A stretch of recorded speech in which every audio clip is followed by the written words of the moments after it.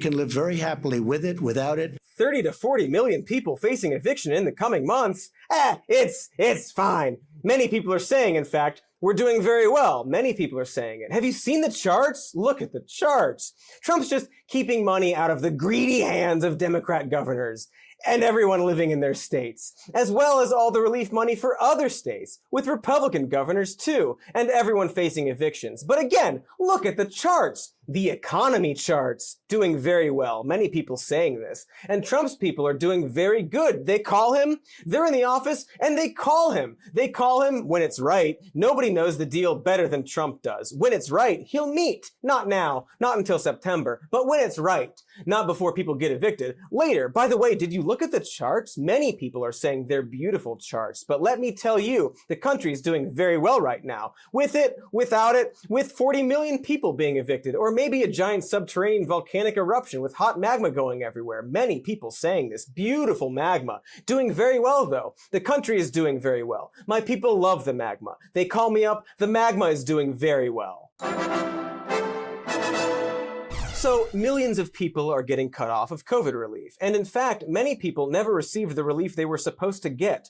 Some argue, however, that this is actually a good thing, because financial relief during a pandemic makes people entitled and lazy. The policy that Nancy Pelosi and the Democrats are pushing adds an additional $600 a week of federal money to unemployment. We have the unemployment system. The system right, and McConnell wants to take it down to 70% of prior wages. The problem is, for 68% of people receiving it right now, they are being paid more on unemployment than they made in their job. And I'll tell you, I've spoken to small business owners all over the state of Texas who are trying to reopen, and they're calling their waiters and waitresses, they're calling their busboys, and they won't come back. And of course they won't come back, because the federal government is paying, in some instances, twice as much money to stay home. So that was Ted Cruz arguing that offering COVID relief benefits of $600 a week is excessive, because that's more than what low-wage earners were earning before. Cruz thinks it's ridiculous we're offering more financial aid. Why can't people just live off whatever their state offers as unemployment? Well, each state has its own unemployment system, and it turns out that not having a universal social safety net makes things complicated. State bureaucracies aren't equipped to have to suddenly respond to mass unemployment, sending out huge amounts of unemployment benefits in the midst of a pandemic. Also, the fraction of wages replaced by unemployment insurance varies by state to state, and they can't quickly change these rates in response to mass unemployment.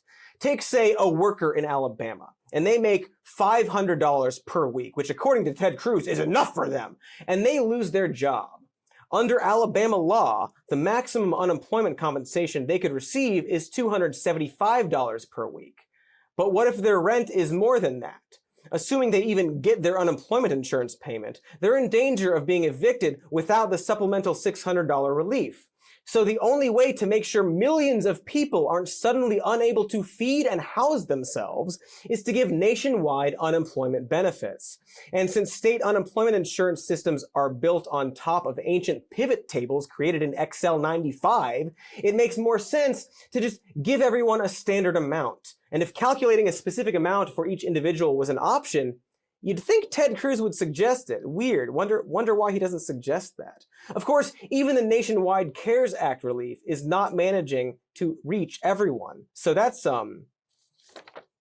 it says cool, but I think it's being sarcastic. But hey, maybe Ted Cruz is right. Financial aid during a pandemic is going to spoil people, especially if it's more than the paltry sum they usually earn during their lowly jobs, such as providing food or farm labor or sanitation or building things in a factory that gets the real hard workers like Jeff Bezos lots of money. You know, jobs for people inferior to the colonel over here, whose job is to tell other people that they aren't worthy of being paid too much money to live.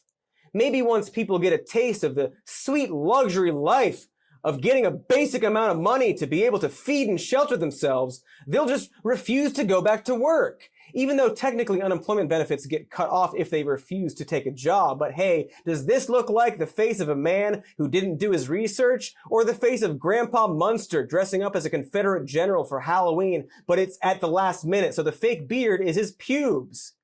It's both. It turns out that unemployment benefits won't affect employment rates because there are simply not enough jobs to be had. Gee, weird to happen in the middle of a deadly pandemic. But yes, research shows that job vacancies declined at a rate 3 times faster than job applications, meaning that labor demand fell faster than labor supply. Economics! There are simply not enough jobs to go around right now. And in fact, cutting off unemployment benefits may imperil even more jobs because that relief money is getting spent on buying things, like food, necessities, and things to make life livable while stuck inside all day. Research has found that CARES Act unemployment relief actually increases spending for recipient households, which it turns out is actually important to support other jobs. Hey, remember all that jerking off about how important the economy is? And it's so important that we should kill millions of people off with COVID? Well, hey, if we give people spending money, that helps the economy too. Although I guess it is more fun in a sort of heavy metal way to just murder a bunch of people to get the economy going. So what happens when we don't give people financial relief during COVID? Well, we don't have to guess, because it's happening now. As I mentioned earlier, 30 to 40 million are facing eviction. But to put a face to those statistics, here are some posts from the subreddit, Unemployed.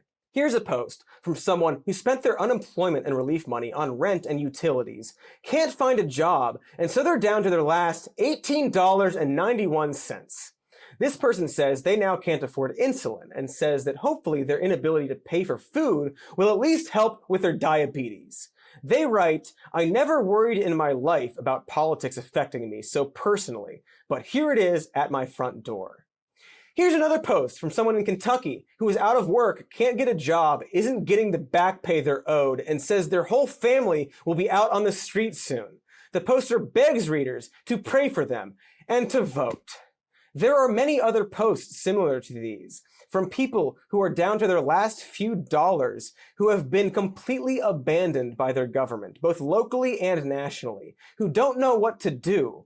Sorry, there's no jokes in this section. I didn't think raw human misery could be punched up.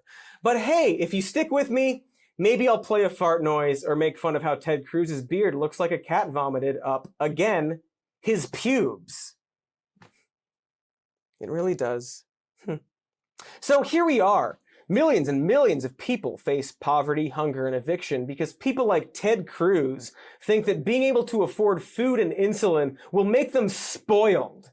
And that means millions of people are about to become unhoused, homeless. So I think it's time that we have a hard conversation about how the US treats our homeless.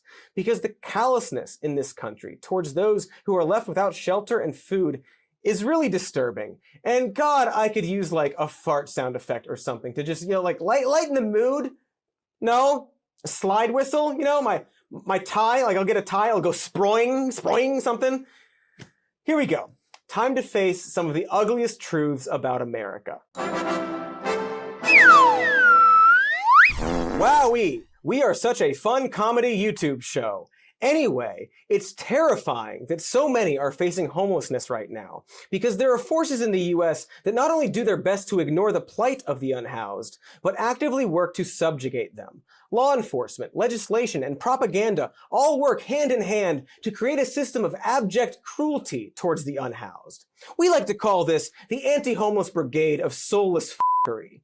I'll soon go into detail about what the Brigade of Soulless F***ery actually does, but first, I want to lay out why it exists. Why is there dehumanizing rhetoric in corporate media against the unhoused? Why do cops crack down on them? Why are there attempts to try to make being homeless literally illegal? Well, there are a few reasons. First, it's to cater to the needs of businesses.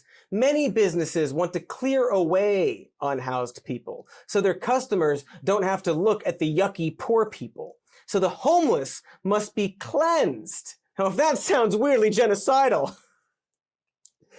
it is. Secondly, by eroding away empathy for the homeless and going with the narrative that they deserve it, we remove our responsibility to improve our society. That means, hey, lawmakers don't have